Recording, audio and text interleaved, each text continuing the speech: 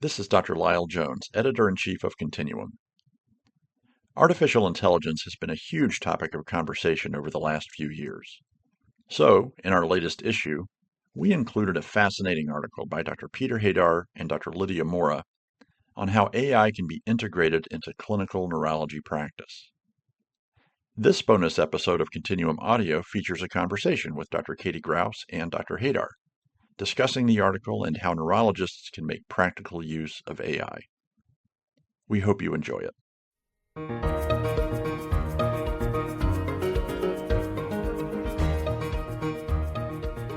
This is Dr. Katie Grouse. Today, I'm interviewing Dr. Peter Hadar about his article on clinical applications of artificial intelligence in neurology practice, which he wrote with Dr. Lydia Mora. This article appears in the April 2025 Continuum issue on Neuro-ophthalmology. Welcome to the podcast, and please introduce yourself to our audience. Hi, thanks for having me on, Katie. My name is Dr. Peter Hadar. I'm currently an instructor over at Mass General Hospital, Harvard Medical School, and I'm excited to talk more about AI and how it's going to change our world, hopefully for the better. We're so excited to have you.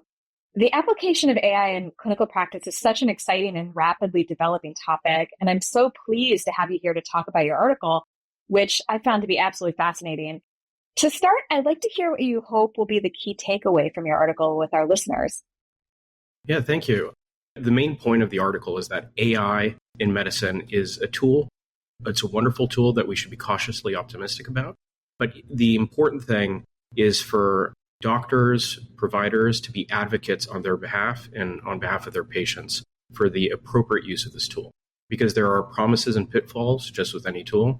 And I think in the article, we detail a couple ways that it can be used in diagnostics, in clinical documentation, in the workflow, all ways that can really help providers, but sometimes the devil is in the detail. So we get into that as well.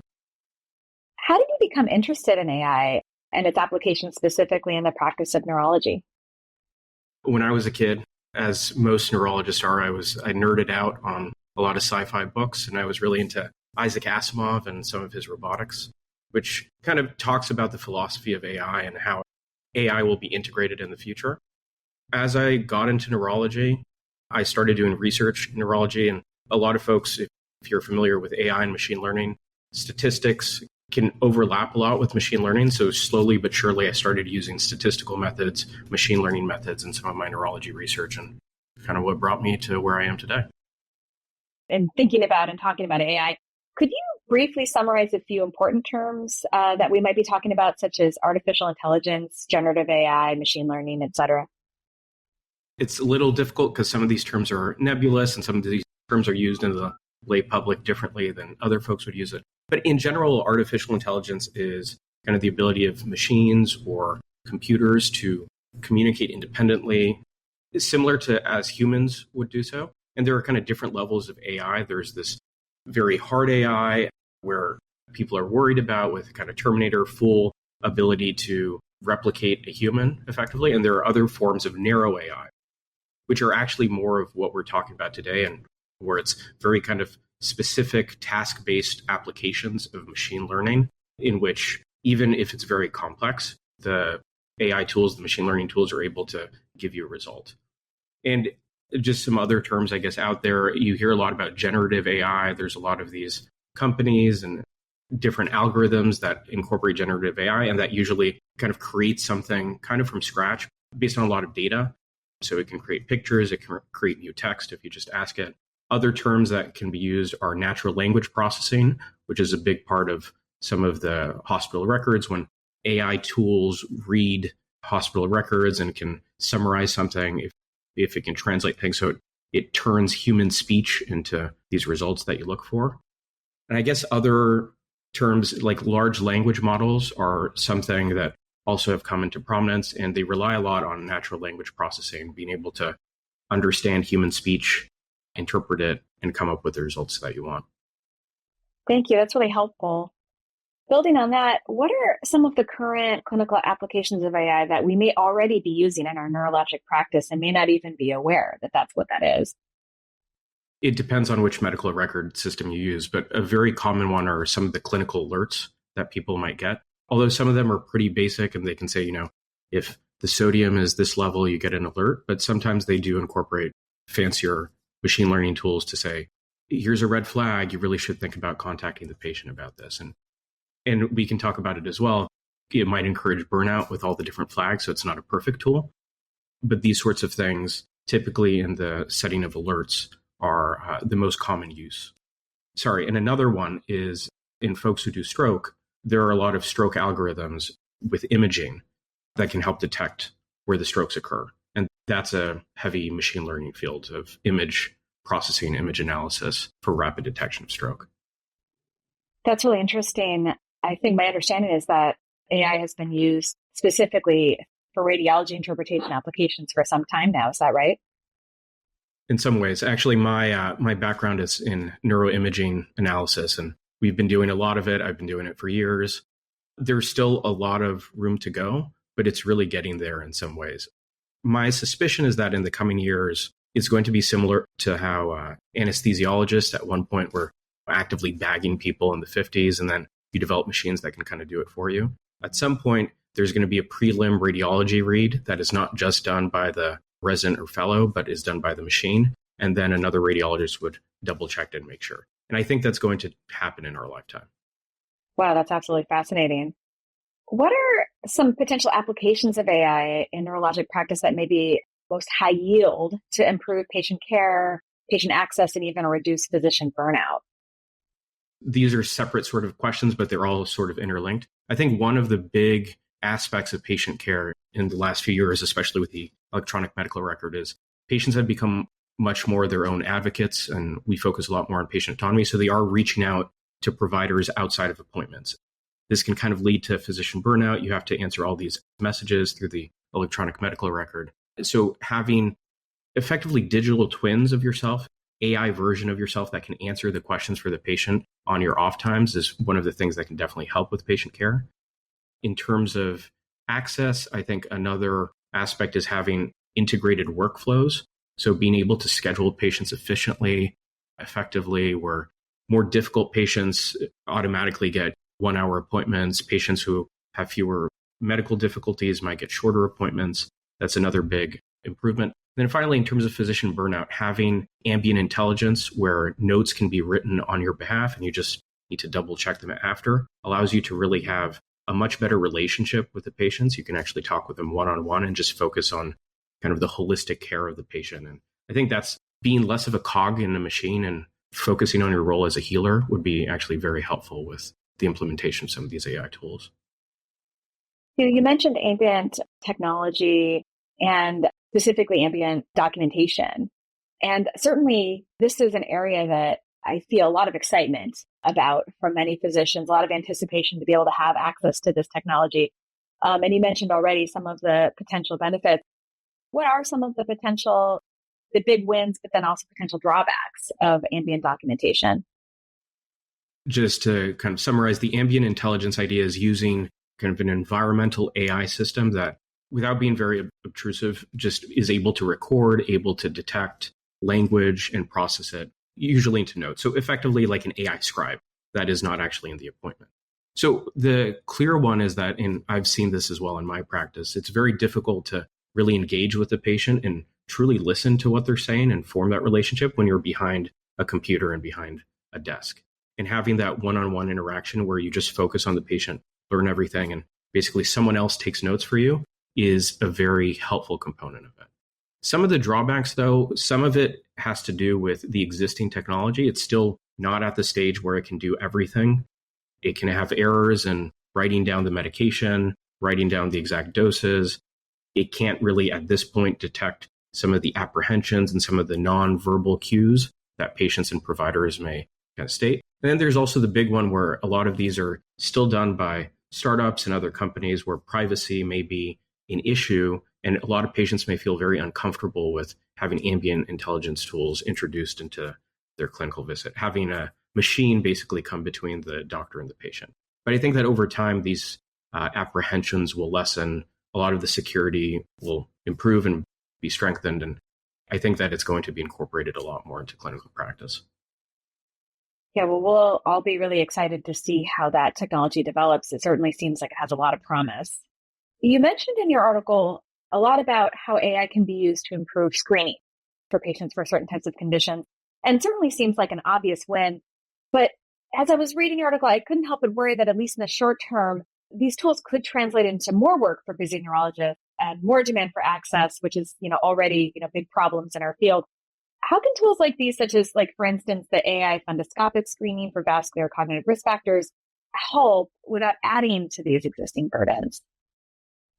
It's a very good point, and I think it's one of the central points of why we wanted to write the article, is that these AI in medicine, it's a tool like any other. And just like when the electronic medical record came into being, a lot of folks thought that this was going to save a lot of time. And, some people would say that it actually worsened things in a way.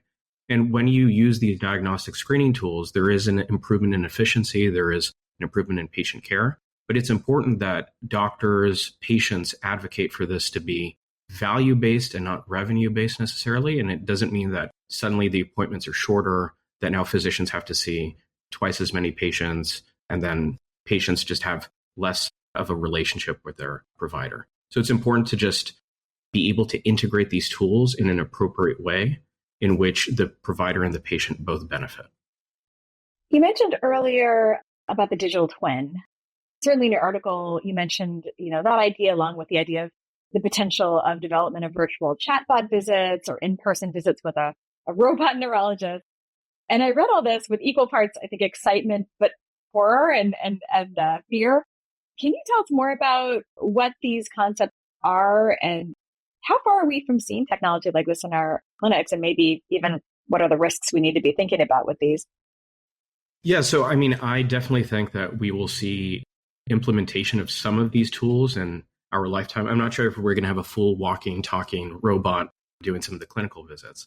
But I do think that especially as we start doing a lot more virtual visits, it is very easy to imagine that there will be some sort of video AI doctor that can serve as effectively a digital twin of me or someone else that can see patients and diagnose them.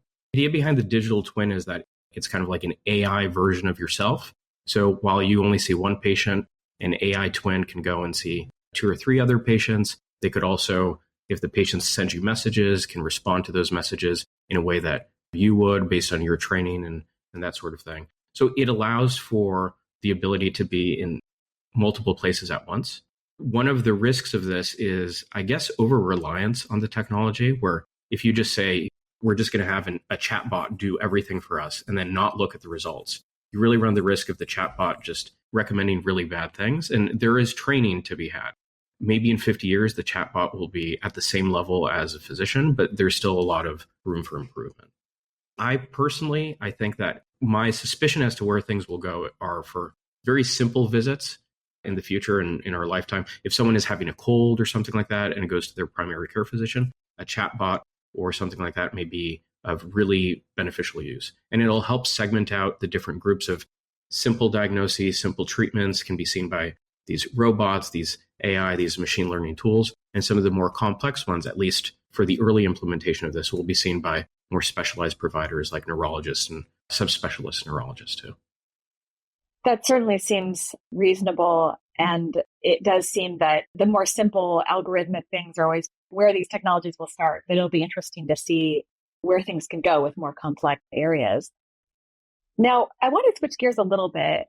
In your article, and I thought this was really important because I see it as being certainly one of the bigger drawbacks of AI, is that despite the many benefits of artificial intelligence, AI can unfortunately perpetuate systemic bias. And I'm wondering if you could tell us a little bit more about how this happens. I know I'm beating a dead horse on this, but AI is a tool like any other. And the problem with it is that what you put in is very similar to what you get out. And there's this idea in computer science of garbage in, garbage out. If you include a lot of data that has a lot of systemic biases already in the data, you're going to get results that perpetuate these things. So for instance, if in dermatologic practices, if you just had a data set that included people of one skin color or one race, and you attempted to train a model that would be able to detect skin cancer lesions, that model may not be easily applicable to people of other races, other ethnicities, other skin colors. And that can be very damaging for care, and it can actually really, really hurt the treatments for a lot of the patients. So that is one of the kind of main components of the systemic biases in AI. The way we mitigate them is by being aware of it and actually implementing, I guess, really hard stops on a lot of these tools before they get into practice, being sure did your data set include this breakdown of sex and gender, of race and ethnicity, so that the stuff you have in the AI tool is not just a very narrow focused application, but can be generalized to a large population, not just of one community, one ethnic group, racial group, one country, but can really be generalized throughout the world for many patients. The first step is being aware of it, and hopefully these models will be built thoughtfully to help mitigate this as much as possible. I wanted to ask as well, another concern about AI is the safety of private data. And I'm wondering, as we're starting to do things like use ambient documentation, AI Scribe, and other types of technologies like this, what can we tell our patients who are concerned about the safety of their personal data collected via these programs, particularly when they're being stored or used with outside companies that aren't even in our own electronic medical record system? Yeah, it's a very good question. And I think it's one of the major limitations of the current implementation of AI into clinical practice, because we still don't really have great standards, medical standards at least, for storing this data, how to analyze this data. And my suspicion is that at some point in the future, we're going to need to have a HIPAA compliance that's going to be updated for the 21st century that will incorporate the appropriate use of these tools, the appropriate use of these data storage beyond just PHI, because there's a lot more that goes into it. I would say that the important thing for how to implement this and for patients to be aware of is being very clear and very open with informed consent. If you're using a company that isn't really transparent about their data security and their data sharing practices, that needs to be clearly stated to the patient. If their data is going to be shared with other people, reanalyzed in a different way, many patients will potentially consider not participating in an AI implementation in clinic. And I think the other key thing is that this should be, at least initially, an opt-in approach as opposed to an opt-out approach. So patients can really decide and have an informed opinion about whether or not they want to participate in the AI implementation in medicine. Well, thank you so much for explaining that. And it does certainly sound like there's a lot of development that's going to happen in that space as we are learning more about this and the use of it becomes more prevalent. Now, I also wanted to ask another good point that you made in your article, and I don't think comes up enough in this area, but likely will as we're using it more. AI has a cost, and some of that cost is just the high amount of data and computational processing needed to use it, as well as the effect on the environment from all this energy usage. Given this drawback of AI, how can we think about the potential cost versus the benefit of a more widespread use of this technology? Or how should we be thinking about it? It's part of a balance of the costs and benefits, effectively, is that AI, and just to kind of name some of them, when you have these large data centers that are storing all this data, it requires a lot of energy consumption.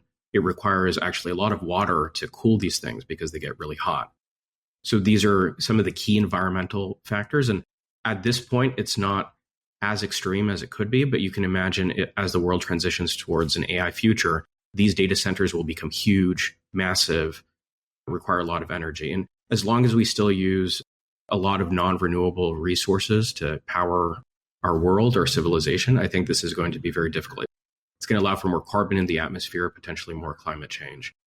So being very clear about using sustainable practices for AI usage, whether it be having data centers specifically use renewable resources, have clear water management guidelines, that sort of thing will allow for AI to grow, but in a sustainable way that doesn't damage our planet. In terms of the financial costs, so AI is not free. However, on a given computer, if you want to run some basic AI analyses, you can definitely do it on any laptop you have and sometimes even on your phone. But for some of these larger models, kind of the ones that we're talking about in the medical field, it really requires a lot of computational power. And this stuff can be very expensive and can get very expensive very quickly, as anyone who's used any of these web service providers can attest to. So it's very important to be clear-eyed about problems with implementation, because some of these costs can be very prohibitive. You can run thousands and you can quickly rack up a lot of money for some very basic analyses if you want to do it in a very rapid way, in a very effective way. That's a great overview. Something that I think we're all going to be having to think about a lot more as we're incorporating these technologies. So important conversations I hope we're all having in our institutions as we're making these decisions. I wanted to ask, certainly as some of our listeners who may be still in the training process are hearing you talk about this and are really excited about AI and implementation of technology in medicine, what would you recommend to people who want to pursue a career in this area, as you have done? So I think one of the important things for trainees to understand are there are different ways that they can incorporate AI into their lives going forward as they become more seasoned doctors. There are clinical ways, there are research ways, there are educational ways. And a lot of the research ways, I'm one of the researchers, you can definitely incorporate AI. You can learn online, you can learn through books about how to use machine learning tools to do your analyses, and it can be very helpful. But I think one of the things that is lacking is a clinician who can traverse both the AI and patient care fields and be able to introduce AI in a very effective way that really provides value to the patients and improves the care of patients. So that means if a hospital system that a trainee is eventually part of wants to implement ambient technology, it's important for physicians to understand the risks, the benefits, how they may need to adapt to this, and to really advocate and say, just because we have this ambient technology doesn't mean now we see 50 different patients, and then you're stuck with the same issue of a worse patient-provider relationship. One of the reasons I got into medicine was to have that patient-provider interaction, to not only be kind of a cog in the hospital machine, but to really take on a role as a healer and a physician. And one of the benefits of these AI tools is that in putting the machine in medicine, you can also put the humanity back in medicine at times. And I think that's a key component that trainees need to take to heart. I really appreciate you going into that, and it sounds like there's certainly need, hoping some of our listeners today will consider careers in pursuing AI and other types of technologies in medicine. I really appreciate you coming to talk with us today. I think this is just such a fascinating topic and an area that everybody's really excited about, and hoping that we'll be seeing more of this in our lives and hopefully improving our clinical practice. Thank you so much for talking to us about your article on AI and clinical neurology. It was a fascinating topic, and I learned a lot. Thank you very much. I really appreciate the conversation, and I hope that trainees, physicians, and others will gain a lot and really help our patients through this. So again, today I've been interviewing Dr. Peter Hadar about his article on clinical applications of artificial intelligence in neurology practice, which he wrote with Dr. Lydia Mora. This article appears in the most recent issue of Continuum on Neuro-ophthalmology. Be sure to check out Continuum audio episodes from this and other issues. And thank you to our listeners for joining today.